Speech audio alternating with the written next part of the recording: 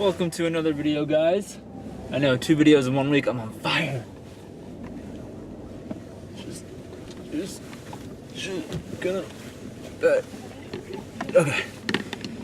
All right.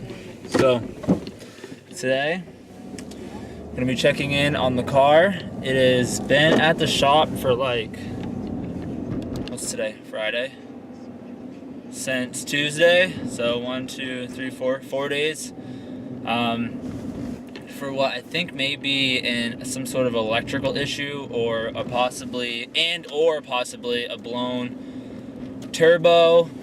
I was driving it a few weeks ago on the highway to work, and all of a sudden my radio stopped working. As you guys know, I have like a head unit, like a Jensen aftermarket head unit that's never given me any problems or anything like that. It just died, and I was like, okay, maybe my radio just shit the bed, right? And then, so I'm driving along, and then all of a sudden my cluster starts to go all wacky. My needles are up and down, and then they pinned all the way down, and all my dash lights came on, my at-oil temp gauge came on, just all the lights came on. So I went to go pull over, and as soon as I hit my blinker, the car would like kind of buck forward.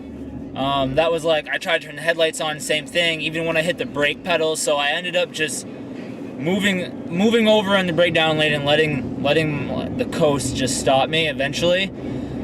Shut the car off, got it towed, and it's been sitting in my barn ever since because with all the snow we had, the plow guy ended up pushing all the snow up against the barn. So recently with the warmer weather, I was able to dig it out and try to mess with it a little bit.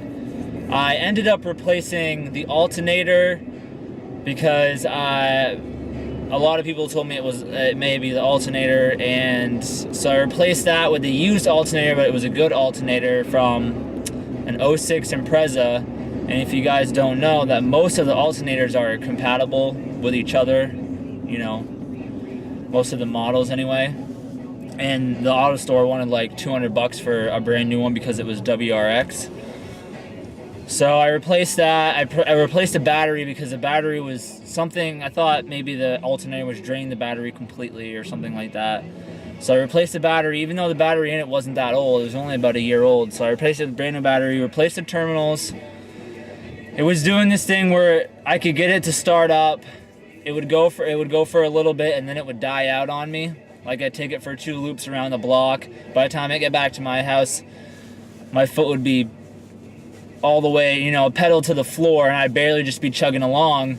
The car would die, it wouldn't start right back up, but if I leave it for like 15-20 minutes, it would start right back up. And then I got to the point where it stopped dying, and I was only getting this weird noise. It's almost like letting the air out of a balloon whenever I get it right above 30-40, so I'm not sure if it's a boost issue. Possible boost leak or a possibly blown turbo, which it wouldn't surprise me since I'm pretty sure that is the original TD04, and my car has over 212,000 miles on it. So yeah, I was getting that. I'm getting that. That also happened the first time the car started acting up on the highway. I heard that noise, and that was when I decided to pull over, because it was pretty scary. I didn't know what it was. I thought it was my alternator self-destructing or something. First we need coffee though, because shit brews make it a cold brew.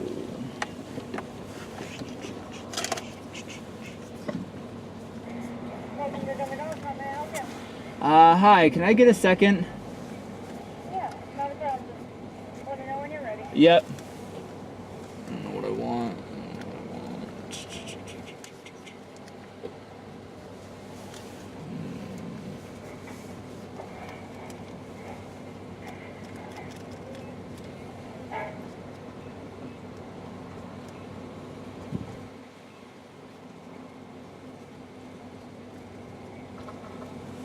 I think I'm gonna get a medium cold brew with caramel and vanilla swirl.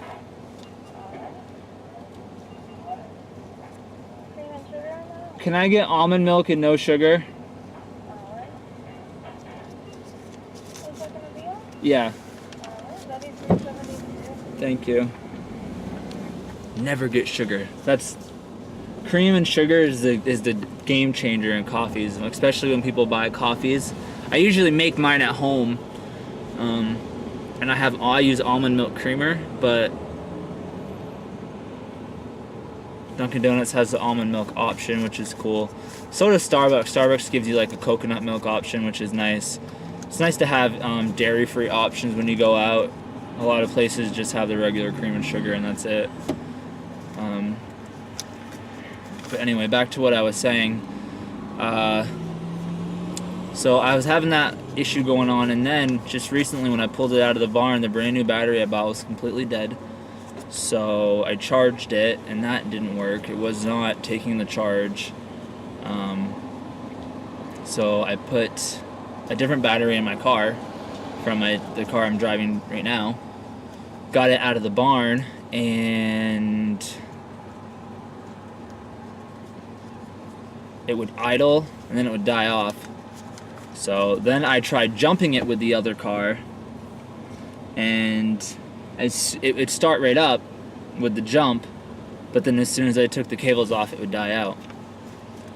So I put the battery from my other car in the WRX, drove it out to the shop, and gave him the battery that went in the car, took my battery, and it's been there ever since. So not sure. Hi. 72.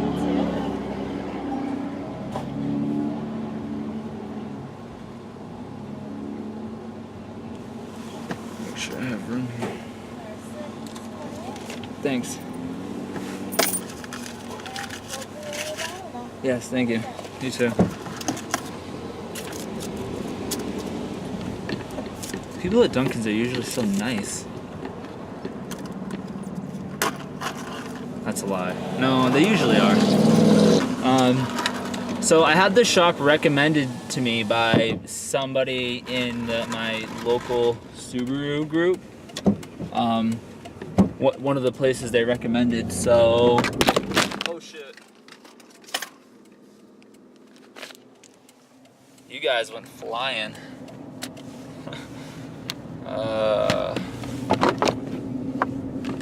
Sorry about that. Had to be a little more easy with it. So yeah, this shop was recommended to me by somebody on mainly Subarus. It's about 15 minutes away. It's not too bad. And like I said, I haven't heard anything on the car yet, so I'm starting to get a little worried.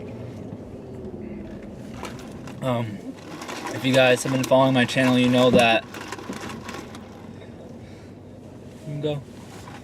Go. Go. Go. Go. Yes. You're welcome. I'm a nice person. Deed done. Good deed done for the day. Oh, that's strong. It's like, what do you pay so much? You know, pay so much for the coffee and they can't stir it.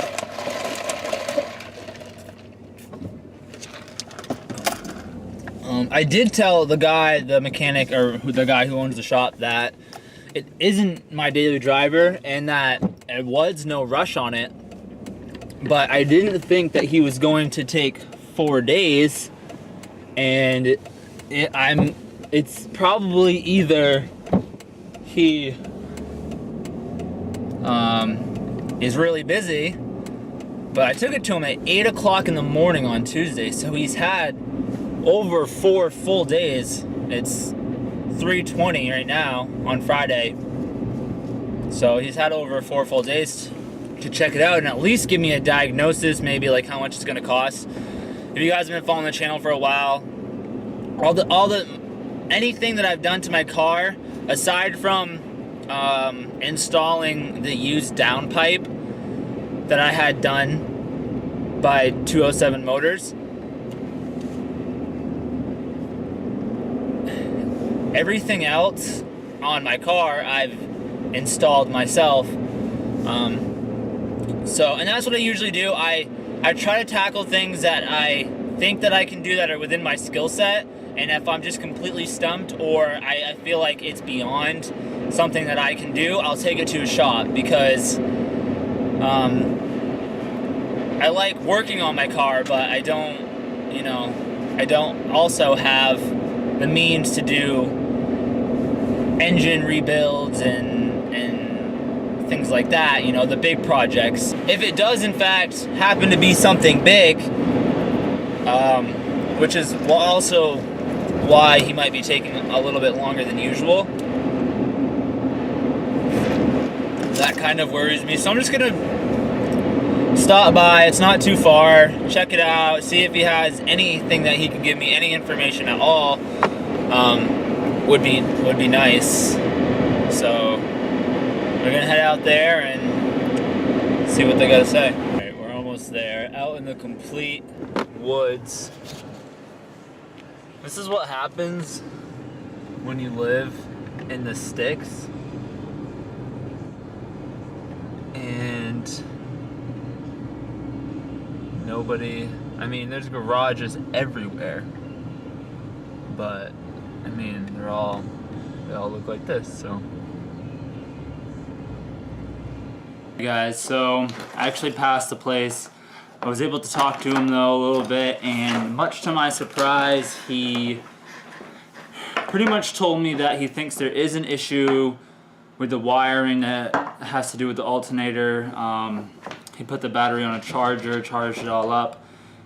So we were partially right with that. The other thing is he said that there could be a cat clogged in the downpipe, causing that noise, which is weird because I just had that downpipe replaced with an OEM downpipe off another car, because I had that same issue where the cat came loose and it was plugging up the airway for the exhaust. So I guess it's on a good note, it's not, doesn't seem to be a blown turbo or anything like that, so that's good. It's just a pain in the ass because I spent a good chunk of change on the downpipe, and then having the shop install the downpipe because I didn't have the means to really do that at the time. So I'm a little confused and a little bit sad that the issue didn't get resolved the first time, I guess, which sucks, but he's gonna let me know more on Monday when he digs into it. He wants to get it up on the lift and stuff, so hopefully have another update for you guys soon. I apologize for all the Mod It Monday videos that haven't been happening because I haven't had access and the car's down for the moment. So that's where we're at with the WRX. It is what it is, guys. That's the life of having a Subaru. That's the life of owning cars. They break your heart, but plans, love them. The WRX for 2018.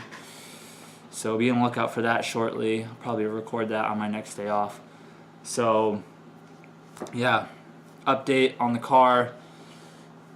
Give the video a like, thumbs up, hit that subscribe button if you haven't already. I'll see you guys in the next one. Thanks for watching.